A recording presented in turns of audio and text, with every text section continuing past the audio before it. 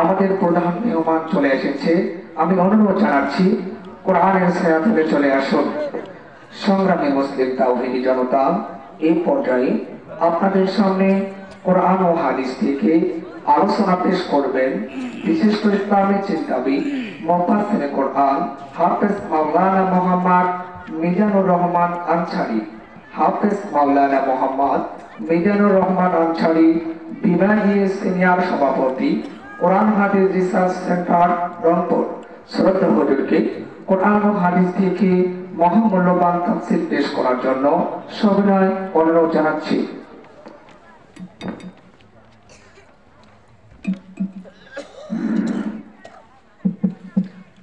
আসসালামু আলাইকুম ওয়া রাহমাতুল্লাহি ওয়া বারাকাতুহু। আজকের এই মাহফিলে আপনারা আসতে পেরে খুশি না বেজার? যদি হন খুশি তাহলে আওয়াজ কম হবে না বেশি? আপনারা সকলে ভালো আছেন? জি, ইন্নাল হামদুলিল্লাহ আলহামদুলিল্লাহ নাহমাদুহু ওয়া নাস্তাঈনুহু ওয়া নাস্তাগফিরুহু ওয়া নু'মিনু বিহি ওয়া নাতাওয়াক্কালু আলাইহি ওয়া নাউযু বিল্লাহি মিন শুরুরি আনফুসিনা ওয়া মিন সাইয়্যাতি আ'মালিনা। من يهده الله فلا مضل له ومن يضلله فلا هادي له. نشهد أن لا إله إلا الله وحده لا شريك له ونشهد أن سندنا وشفيعنا وحبيبنا ومولانا محمدا عبده ورسوله الذي أرسله بالحق بشيرا ونذيرا وداعيا إلى الله بإذنه وسراجا وقمرا منيرا. فقد قال الله تبارك وتعالى في كلامه المجيد والفرقانه الحميد. فأعوذ بالله من الشيطان الرجيم. بسم الله الرحمن الرحيم. وإذ فرقنا بكم البحر فأنجيناكم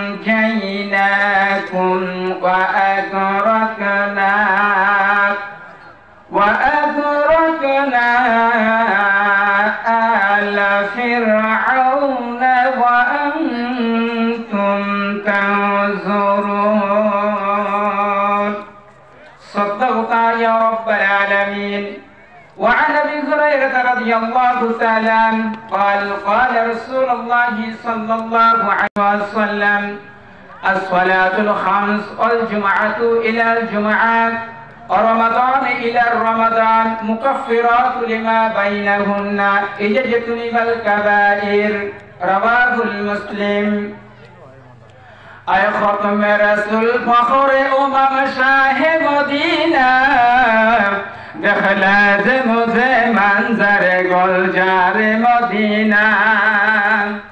اے ختم رسول فخر شاہ مدینہ دخلت مجھے منظر گلزار مدینہ.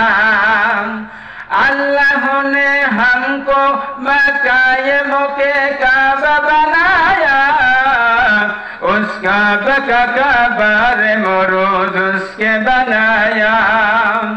ہر مل میں حج جگہ راہ مدینہ دخلت مجھے منظر گلزار مدینہ.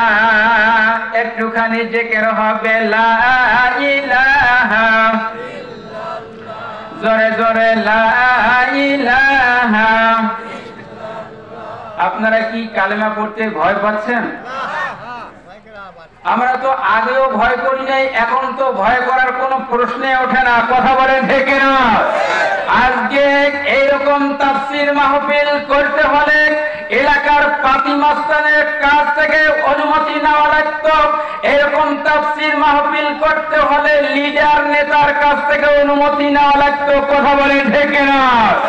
থানায় গিয়ে অনুমতি নিতে হয়, এমপির কাছে অনুমতি নিতে হয়, পাতি মাস্তানের কাছে অনুমতি নিয়ে তারপরে মাহফিলের আয়োজন করার আগে। কথা বলেন ঠিক না? একজন আমেরিকায় আছে আর একজন সিঙ্গাপুরে আছে, তারা আসবে, তারপর অনুমতি হবে।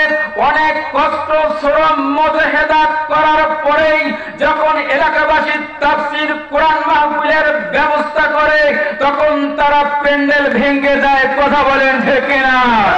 এইরকম তাফসীর মাহফিল থেকে অনেক বক্তাকে হেনস্থা করা হয়েছে। পুলিশ নিয়ে এসে বক্তাদেরকে অ্যারেস্ট করে জেলখানার মধ্যে বন্দী করে রাখা হয়েছিল। কথা বলেন ঠিক না? তারা কোরআনের আওয়াজকে বন্ধ করে দিয়ে 144 ধারা জারি করে দিয়েছিল। আজ আল্লাহ রাব্বুল আলামিন যারা তার জমিনে কোরআনের আওয়াজ বন্ধ করে দিয়েছিল, তাদের জন্য আল্লাহ পাক বাংলার জমিনে 144 ধারা জারি করেছেন। কথা বলেন ঠিক না? তারা বলে এত মাহফিল করে হবে কি, এত মাহফিলের প্রয়োজনটা কি? আমি বলবো সেই সকল বাবার নাম ভারতের অনুসারী আমেরিকার দালালদেরকে আমি তার ভঙ্গে জবাব দিতে চাই। মুসলমান কোরআন থেকে দূরে সরে যাওয়ার কারণে সারা বিশ্বে মুসলমানেরা আজকে নির্যাতিত, নিষ্পেষিত, অবহেলিত, লাঞ্ছিত, শোষিত, বঞ্চিত, পদদলিত। কথা বলেন ঠিক না? আজ এই পৃথিবীর মধ্যে লক্ষ্য করেন, মুসলিম অধ্যুষিত এলাকাগুলোকে আমেরিকা, ভারতের রাগ এজেন্টরা মুসলিম অধ্যুষিত রাষ্ট্রগুলোকে Iraq, Iran, Libya, Syria, Afghanistan, Pakistan, ফিলিস্তিন, তাজিকিস্তান সহ করে মুসলিম অধ্যুষিত দেশগুলোকে টার্গেট করে করে আমেরিকান বাহিনী মুসলমানদের রক্ত নিয়ে হোলি খেলতেছে। কথা বলেন ঠিক না? আর এই ধারাবাহিকতায় সোনার বাংলা ভূখণ্ডে শাহজালালের এই বাংলাদেশে, শাহমাদুলের এই বাংলাদেশে, কেরামত আলীর এই বাংলাদেশে লক্ষ লক্ষ মা বোনের ইজ্জতের বিনিময়ে কেনা লাল সবুজের এই বাংলাদেশে 90% মুসলমানের এই বাংলাদেশে ধর্মপ্রাণ মুসলমান আলেম ওলামাদেরকে মারার জন্য তারা সুগভীর ষড়যন্ত্রে মেতে উঠেছে। কথা বলেন ঠিক না? কাজেই ফিরে আসতে হবে কোরআনের দিকে। কোরআনকে চুমু খেলে কোরআনের হক আদায় হবে না, কোরআনকে খতম করলে কোরআনের হক আদায় হবে না। বাবা মা মারা গেছে, কোরআনকে খতম করলে কোরআনের হক আদায় হবে না। পবিত্র মাহে রমজানে তারাবির মধ্য দিয়ে কোরআনকে খতম করলে কোরআনের হক আদায় হবে না। এই কোরআনকে আল্লাহর জমিনে বাস্তবায়ন করতে গিয়ে আল্লাহ রাসূল সাল্লাল্লাহু আলাইহি ওয়াসাল্লাম 3 বছর জেল খেটেছেন।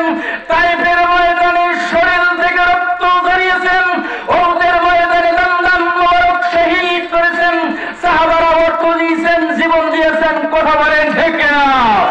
ও মুসলমান, জাগতে হবে কোরআনের জন্য, জাগতে হবে আল্লাহর জন্য, জাগতে হবে নবীর জন্য। এই কোরআনকে বাস্তবায়ন করার জন্য ইমাম আবু হানিফা, ইমাম আজম জেলখানার মধ্যে ঢুকে ঢুকে তাকে জীবন দিতে হয়েছে। ইমাম মালিককে ফাঁসির রশি গ্রহণ করতে হয়েছে। মিশরের আল্লাহর কুতুব শহীদ রাহমাতুল্লাহ তাআলা আলাইহি এই কোরআনকে ব্যাখ্যা করার কারণে তাকে ফাঁসি দেওয়া হয়েছে।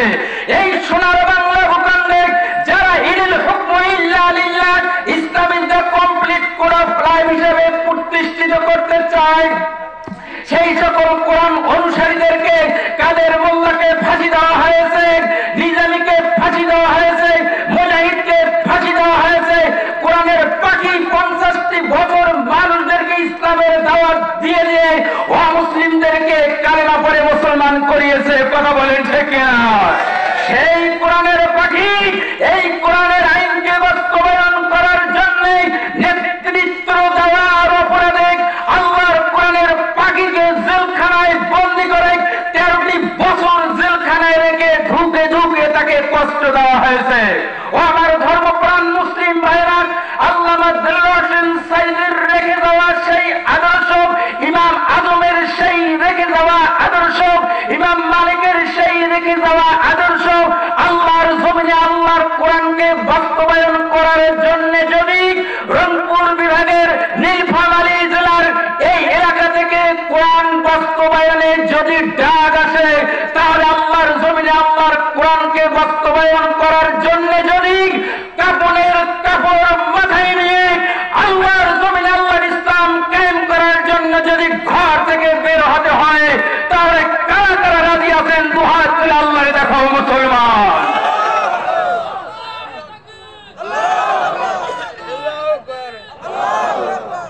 আল কোরআনের পাখি ছিল আল্লামা সাইদি, বিনা দোষে করলি কেন তাকে অপরাধী? কথা বলেন ঠিক কিনা? আল কোরআন